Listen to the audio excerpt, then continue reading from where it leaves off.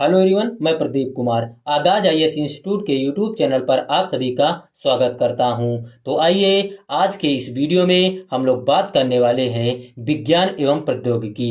विज्ञान एवं प्रौद्योगिकी से रिलेटेड यूपीएससी के प्रीलिम्स और मेंस के लिए आज के जितने भी करंट अफेयर के टॉपिक हैं हम आप लोगों के लिए लेकर आए हैं। तो चलिए देखते हैं। तो देखिए, प्रीलिम्स के लिए जो टॉपिक है वो जल की शुद्धिकरण प्रक्रियाएं, रिवर्स है, ऑस्मोसिस है, आरओ, टीडीएस है, कुल घुले हुए ठोस पदार्थ है, मृत जल WHO विश्व स्वास्थ्य संगठन है, भारतीय मानक ब्यूरो BIS है। और मेंस के लिए जो टॉपिक है वो है जल शुद्धिकरण है प्रक्रियाएं। तो चलिए हम यूपीएससी के प्रीलिम्स और मेंस के इन सभी टॉपिक के बारे में पूरे विस्तार से चर्चा करते हैं। तो देखिए चर्चा में क्यों है, आइए समझते हैं। तो देखिए, हाल के वर्षों में रिवर्स ऑस्मोसिस RO द्वारा न केवल जल से अशुद्धियों एवं रोगजनकों को समाप्त करने की क्षमता हेतु लोकप्रियता प्राप्त की है, बल्कि टीडीएस संपूर्ण घुलनशील ठोस पदार्थ के स्तर को भी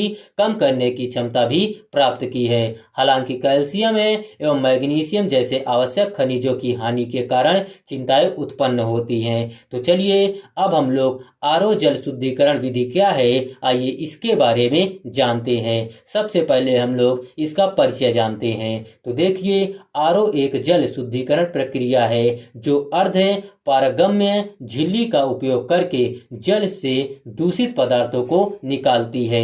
एक सामान्य आरओ प्रक्रिया में एक अर्ध पारगम्य झिल्ली होती है जिसके छिद्रों का आकार 0.0001 से 0.001 माइक्रोन होता है। इस विधि में जल का प्रवाह दबाव युक्त झिल्ली के माध्यम से किया जाता है, जबकि घुले हुए ठोस पदार्थ, रसायन, सूक्ष्मजीव एवं अन्य अशुद्धियां जैसे प्रदूषक अलग हो जाते हैं। यह झिल्ली बड़े अणुओं एवं आयनों को अवरुद्ध करते हुए जल के अणुओं को गुजरने देती है। आरओ प्रक्रिया प्रभावी ढंग से लवण, भारी धातुओं, बैक्टीरिया, वायरस एवं कार्बनिक यौगिकों सहित अशुद्धियों की एक विस्तृत श्रृंखला को हटा देती है, जिससे स्वच्छ और शुद्ध जल प्राप्त होता है। प्राप्त जल खाना पकाने के साथ साथ विभिन्न अनुप्रयोगों हेतु जल की गुणवत्ता में सुधार करने के लिए आवासीय तथा औद्योगिक दोनों प्रक्रिया में इस तकनीक का व्यापक रूप से उपयोग किया जाता है। तो चलिए अब हम लोग आरओ जल की बढ़ती मांग के कारण क्या है, आइए इसके बारे में जानते हैं। तो देखिए, खराब जल गुणवत्ता। कई क्षेत्र विशेष रूप से ग्रामीण क्षेत्र खराब गुणवत्ता वाले भूजल अथवा नल के जल की चुनौतियों का सामना करते हैं। खारा स्वाद, अप्रिय गंध एवं क्लोरीन या भारी धातुओं जैसी प्रदूषण जैसे मुद्दे लोगों को स्वच्छ पेयजल के वैकल्पिक स्रोतों की तलाश करने हेतु प्रेरित करते हैं। अनुमानित स्वास्थ्य लाभ है। उपभोक्ताओं के बीच एक सामान्य धारणा है कि अनौपचारिक अथवा नगरपालिका द्वारा आपूर्ति किए गए जल की तुलना में आरओ जल पीने के लिए अधिक स्वास्थ्य वर्धक और सुरक्षित है। इस विश्वास का समर्थन करने वाले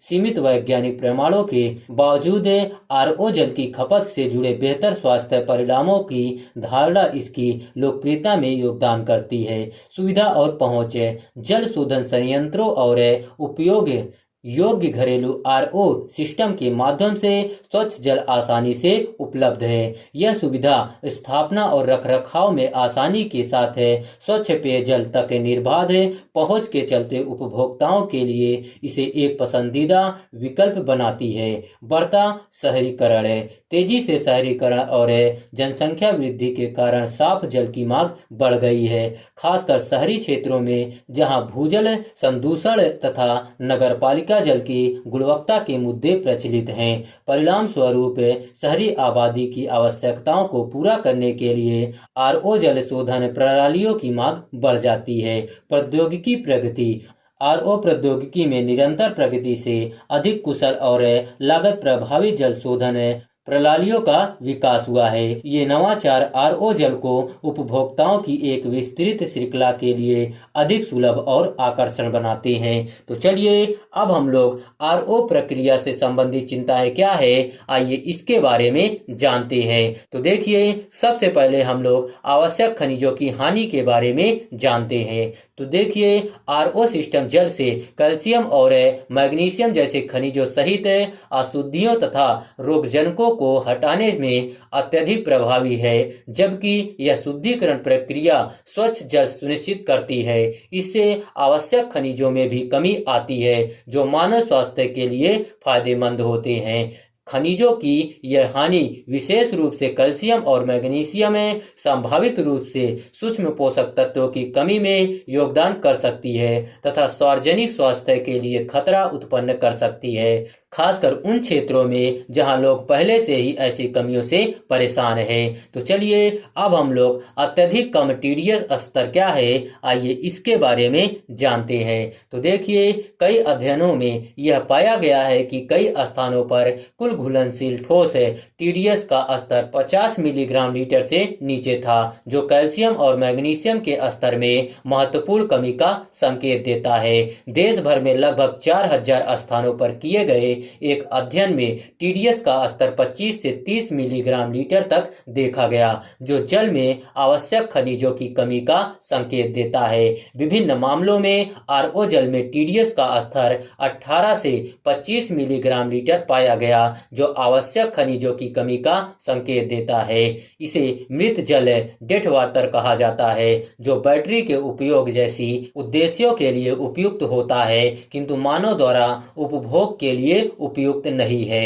तो चलिए अब हम लोग स्वास्थ्य पर प्रभाव के बारे में देखते हैं। तो देखिए, किए गए शोध के अनुसार आरओ सिस्टम महत्वपूर्ण मात्रा में जल के लाभकारी कैल्शियम और मैग्नीशियम का न्यूनीकरण कर सकता है, जिससे जोड़ों का दर्द, कोरोनरी हृदय रोग, पीठ दर्द एवं विटामिन बी12 की कमी जैसी संभावित स्वास्थ्य समस्याएं उत्पन्न हो सकती है। इसके अतिरिक्त विश्व स्वास्थ्य संगठन WHO ने ऐसे मामलों पर प्रकाश डाला है जहां लोगों ने आरओ सिस्टम का उपयोग करने के बाद हृदय संबंधी विकारों और मांसपेशियों में ऐंठन सहित स्वास्थ्य समस्याओं का अनुभव किया, जो मैग्नीशियम की अत्यधिक कमी का संकेत देता है। तो चलिए अब हम लोग सुरक्षित पेयजल के लिए टीडीएस हेतु अनुशंसित सीमाएं क्या है, आइए इसके बारे में जानते हैं। तो देखिए, भारतीय मानक ब्यूरो BIS के अनुसार सुरक्षित पेयजल के लिए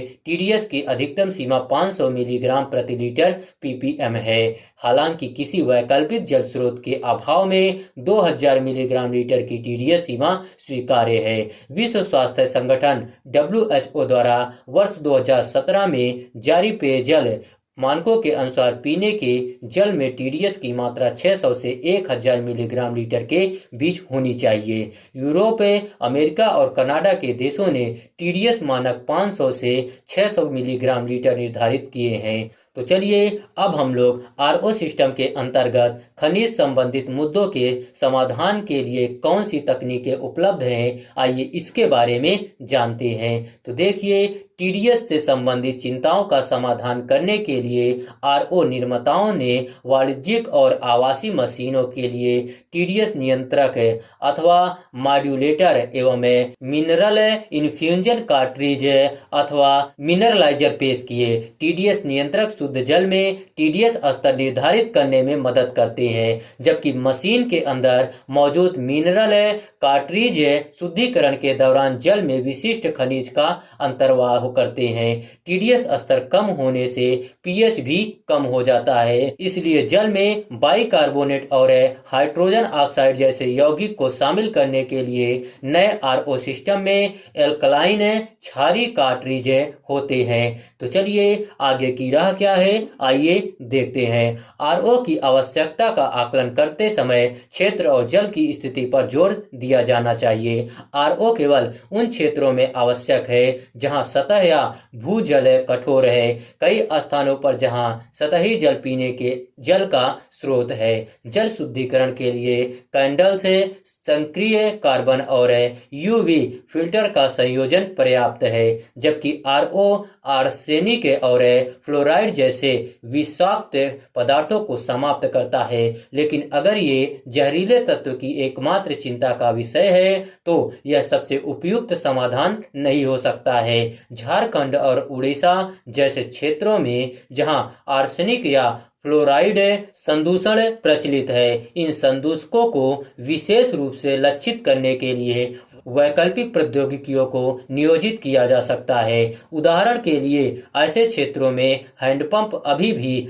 आमतौर पर उपयोग किए जाते हैं। हालांकि एक बार जब पाइप से जल हर घर तक उपलब्ध होता है तो यह सुनिश्चित करना स्थानीय अधिकारियों जैसे नगर निगम या पंचायत की जिम्मेदारी बन जाती है कि आपूर्ति किया जाने वाला जल BIS मानकों के अनुरूप हो। तो चलिए आज का वीडियो यहीं पर समाप्त होता है। तो देखिए, अगर आप लोगों को इसका PDF चाहिए तो इसका PDF आप लोगों को टेलीग्राम चैनल पर मिल जाएगा। टेलीग्राम चैनल का नाम है आगाज IAS इंस्टीट्यूट और टेलीग्राम चैनल का लिंक आप लोगों को इस वीडियो के डिस्क्रिप्शन में भी मिल जाएगा। आप लोग यहां से भी जाकर टेलीग्राम चैनल को ज्वाइन कर सकते हैं और PDF डाउनलोड कर सकते हैं। तो चलिए अब हम लोग मिलते हैं नेक्स्ट वीडियो में। धन्यवाद। Keep learning, keep growing.